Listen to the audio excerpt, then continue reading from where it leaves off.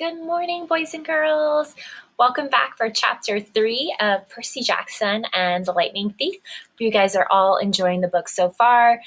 We are at the part of the book where it's going to start really picking up, and this is when I really started getting hooked. So if you remember, in chapter 2, we read about the 3 old ladies knitting those giant socks, and we left off when they got on the bus and the ladies cut the yarn. We don't know what that means, but Grover's really freaking out. And so we are going to tune in and see what happens. I've got my little dog Boo joining us for our reading today. All right, so chapter 3 is called Grover Unexpectedly Loses His Pants. So let's see what happens today. Confession time. I ditched Grover as soon as we got to the bus terminal. I know, it was rude, but Grover was freaking me out, looking at me like I was a dead man, muttering, "Why does this always happen? And why does it always have to be 6th grade?" Whenever he got upset, Grover's bladder acted up, so I wasn't surprised when as soon as we got off the bus, he made me promise to wait for him. Then he made a beeline for the restroom.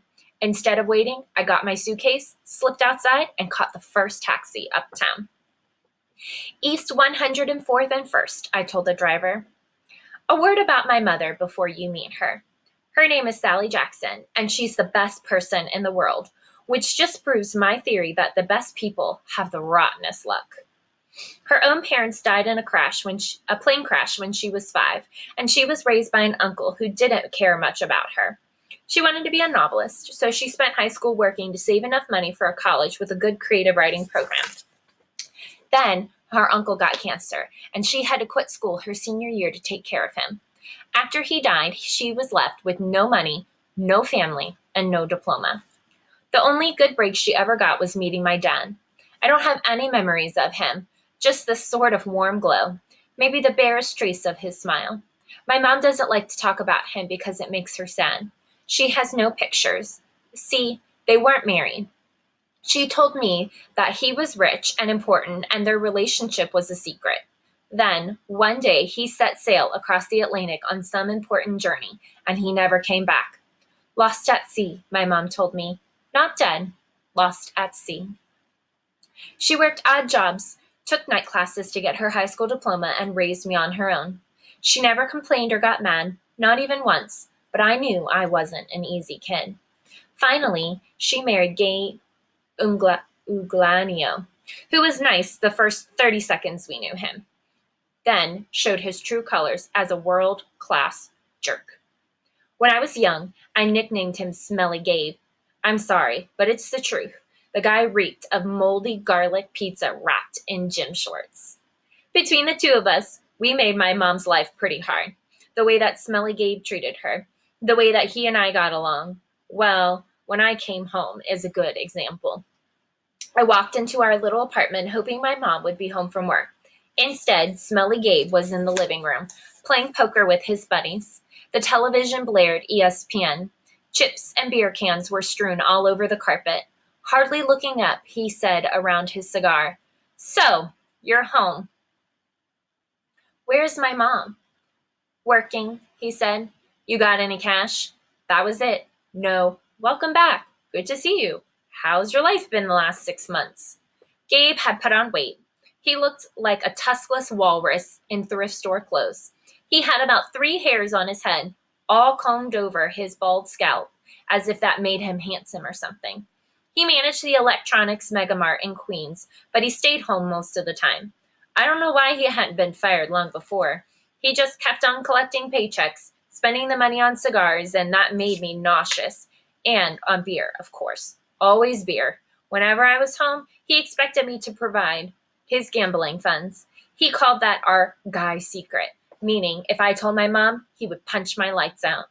I don't have any cash, I told him. He raised a greasy eyebrow. Gabe could sniff out money like a bloodhound, which was surprising since his own smell should have covered up everything else. You took a taxi from the bus station, he said. Probably paid with a 20. Got $6-7 in change. Somebody expects to live under this roof, he ought to carry his own weight. Am I right, Eddie? Eddie, the super of the apartment building, looked at me with a twinge of sympathy. Come on, Gabe, he said. The kid just got here. Am I right? Gabe repeated. Eddie scowled into his bowl of pretzels. The other two guys passed gas in harmony. Fine, I said. I dug a wad of dollars out of my pocket and threw the money on the table. I hope you lose. Your report card came in, brain boy, he shouted after me. I wouldn't act so snooty.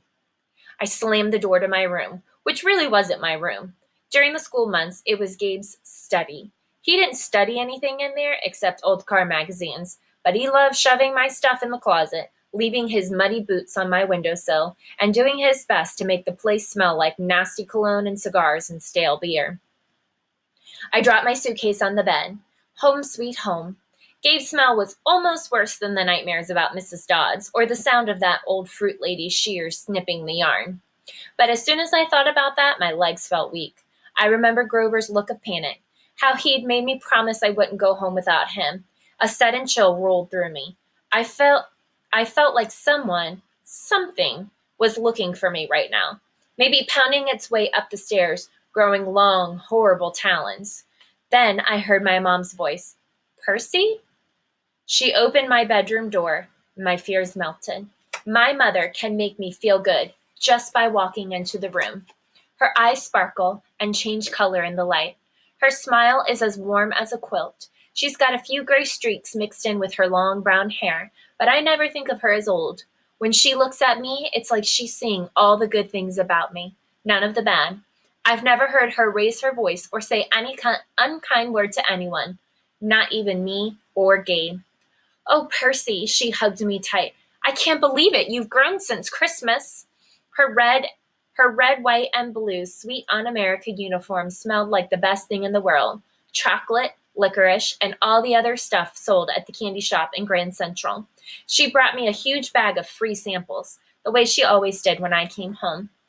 We sat together on the edge of the bed while I attacked the blueberry sour strings. She ran her hand through my hair and demanded to know everything I hadn't put in my letters. She didn't mention anything about my getting expelled. She didn't seem to care about that. But was I okay? Was her little boy doing all right? I told her she was smothering me and to lay off and all that, but secretly, I was really, really glad to see her.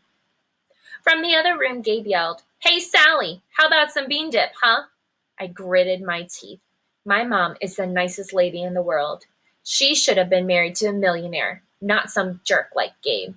For her sake, I tried to sound upbeat about my last days at Yancey Academy. I told her I wasn't too down about the expulsion. I lasted almost the whole year this time. I made some new friends, and I'd done pretty well in Latin. And honestly, the fights hadn't been as bad as the headmaster said. I liked Yancey Academy. I really did. I put such a good spin on the year, I almost convinced myself. I started choking up thinking about Grover and Mr. Bruner. Even Nancy Bobofit suddenly didn't seem so bad. Until that trip to the museum. What? My mom asked. Her eyes tugged at my conscience, trying to pull out the secrets. Did something scare you? No, Mom. I felt bad lying. I wanted to tell her about Mrs. Dodds and the three old ladies with the yarn, but I thought it would sound stupid. She pursed her lips. She knew I was holding back, but she didn't push me. I have a surprise for you, she said. We're going to the beach. My eyes widened. Montauk? 3 nights, same cabin. When? She smiled. As soon as I get changed. I couldn't believe it. My mom and I hadn't been to Montauk the last 2 summers because Gabe said there wasn't enough money. Gabe appeared in the doorway and growled, Bean dip, Sally. Didn't you hear me? I wanted to punch him, but I met my mom's eyes and I understood she was offering me a deal. Be nice to Gabe for a little while, just until she was ready to leave for Montauk. Then we would get out of here. I was on my way, honey, she told Gabe. We were just talking about the trip. Gabe's eyes got small. The trip? You mean you were serious about that? I knew it, I muttered. He won't let us go. Of course he will, my mom said evenly. Your stepfather's just worried about money, that's all. Besides, she added, Gabriel won't have to settle for the bean dip. I'll make him enough 7-layer dip for the whole weekend. Guacamole, sour cream, the works. Gabe softened a bit. So this money for your trip comes out of your clothes budget, right? Yes, honey, my mother said. And you won't take my car anywhere but there and back. We'll be careful. Gabe scratched his double chin. Maybe if you hurry with that 7-layer dip. And maybe if the kid apologizes for interrupting my poker game. Maybe if I kick you in your soft spot, I thought, and make you sing soprano for a week. But my mom's eyes warned me not to make him mad. Why did she put up with this guy? I wanted to scream. Why didn't she care what he thought? I'm sorry, I muttered. I'm really sorry I interrupted your incredibly important poker game. Please go back to it right now. Gabe's eyes narrowed. His tiny brain was probably trying to detect sarcasm in my statement. Yeah, whatever, he decided. He went back to his game. Thank you, Percy, my mom said. Once we get to Montauk, we'll talk more about whatever you've forgotten to tell me, okay? For a moment, I thought I saw anxiety in her eyes. The same fear I'd seen in Grover during the bus ride, as if my mom felt an odd chill in the air. But then her smile returned, and I figured I must have been mistaken. She ruffled my hair and went to make Gabe his 7-layer dip. An hour later, we were ready to leave. Gabe took a break from his poker game long enough to watch me lug my mom's bags to the car. He kept moaning and groaning about losing her cooking, and more important, his '78 Camaro for the whole weekend. Not a scratch on that car, brain boy, he warned me as I loaded the last bag. Not one little scratch. Like I'd be the one driving. I was 12. But that didn't matter to Gabe. If a seagull so much as pooped on his paint job, he'd find a way to blame me. Watching him lumber back toward the apartment building, I got so mad I did something I can't explain. As Gabe reached the doorway, I made a hand gesture I'd seen Grover make on the bus, a sort of warding off evil gesture, a clawed hand over my heart, and then a shoving motion towards Gabe. The screen door slammed shut so hard it whacked him in the butt and sent him flying up the staircase as if he had been shot from a cannon. Maybe it was just the wind or some freak accident with the hinges, but I didn't stay long enough to find out. I got in the Camaro and told my mom to step on it. Our rental cabin was on the South Shore, way out at the tip of Long Island. It was a little pastel box with faded curtains, half sunken into the dunes. There was always sand in the sheets and spiders in the cabinets, and most of the time the sea was too cold to swim in. I loved the place. We'd been going there since I was a baby. My mom had been going even longer. She never exactly said, but I knew why the beach was special to her. It was the place where she'd met my dad. As we got closer to Montauk, she seemed to grow younger, years of worry and work disappearing from her face. Her eyes turned to the color of the sea. We got there at sunset, opened all the cabin windows, and went through our usual cleaning routine. We walked on the beach, fed blue corn chips to the seagulls, and munched on blue jelly beans, blue saltwater taffy, and all the other free samples my mom had brought from work. I guess I should explain all the blue food. See, Gabe had once told my mom that there was no such thing. They had this fight, which seemed like a really small thing at the time, but ever since, my mom went out of her way to eat blue. She baked blue birthday cakes. She mixed blueberry smoothies. She bought blue corn tortilla chips and brought home blue candy from the shop. This, along with keeping her maiden name Jackson, rather than calling herself Mrs. Aglanio, was proof that she wasn't totally suckered by Gabe. She did have a rebellious streak, like me. When it got dark, we made a fire. We roasted hot dogs and marshmallows. Mom told me stories about when she was a kid, back before her parents died in the plane crash. She told me about the books she wanted to write someday when she had enough money to quit the candy shop. Eventually, I got up the nerve to ask about what was always on my mind whenever we came to Montauk. My father. My mom's eyes went all misty. I figured she would tell me the same things she always did. But I never got tired of hearing them. He was kind, Percy, she said. Tall and handsome and powerful, but gentle too. You have his black hair, you know, and his green eyes. Mom fished a blue jelly bean out of her candy bag. I wish he could see you, Percy. He would be so proud. I wondered how she could say that. What was so great about me? A dyslexic, hyperactive boy with a D-plus report card, kicked out of school for the 6th time in 6 years. How old was I asked. When he left? She watched the flames. He was only with me for 1 summer, Percy, right here at this beach, this cabin. But he knew me as a baby. No, honey, He knew I was expecting a baby, but he never saw you. He had to leave before you were born. I tried to square that that with the fact that I seemed to remember something about my father, a warm glow, a smile. I had always assumed he knew me as a baby. My mom had never said it outright, but still, I felt it must be true. Now, to be told that he'd never even seen me, I felt angry at my father.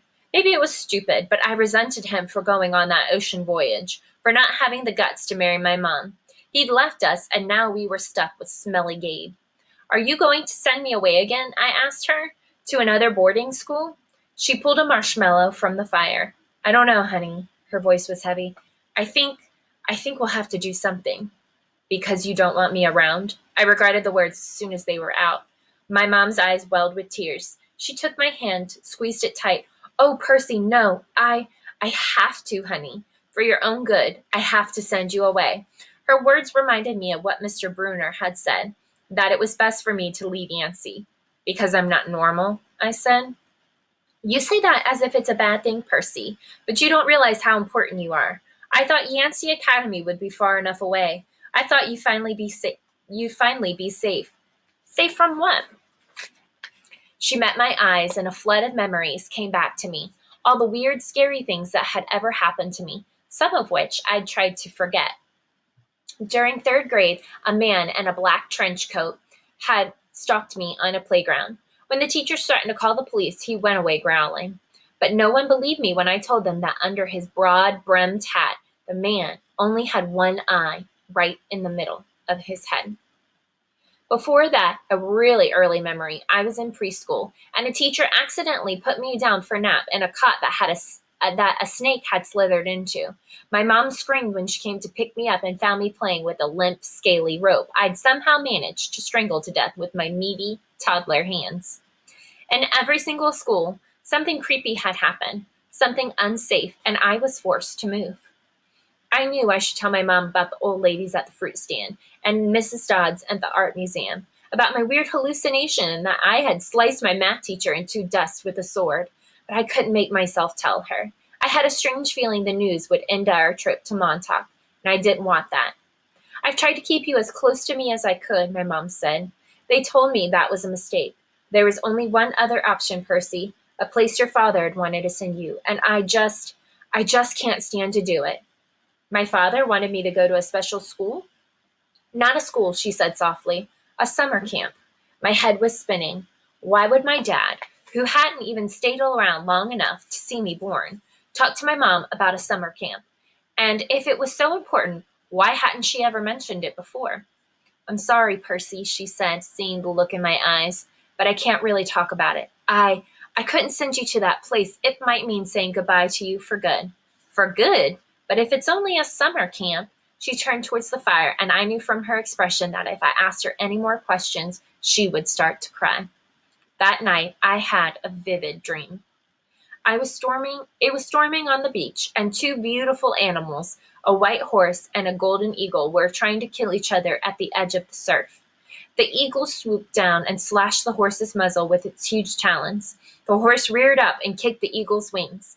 As they fought, the ground rumbled, and a monstrous voice chuckled somewhere beneath the earth, goading the animals to fight harder. I ran towards them, knowing I had to stop them from killing each other, but I was running in slow motion. I knew I would be too late. I saw the eagle dive down its beak, aimed at the horse's wide eyes, and I screamed, "No!" I woke with a start. Outside, it was really stormy, the kind of storm that cracks in trees, blows down houses.